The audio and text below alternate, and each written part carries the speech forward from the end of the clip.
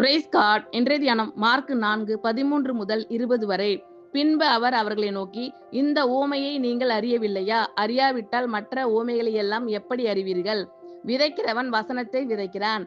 வசனத்தை கேட்டவுடனே சாத்தான் வந்து அவர்கள் இருதயங்களில் விதைக்கப்பட்ட வசனத்தை எடுத்து போடுகிறான்.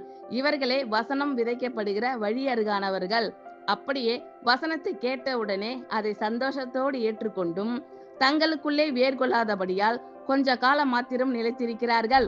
வசனத்தின் நிமித்தம் உபத்திரவமும் துன்பமும் உண்டான உடனே இடரல் அடைகிறார்கள்.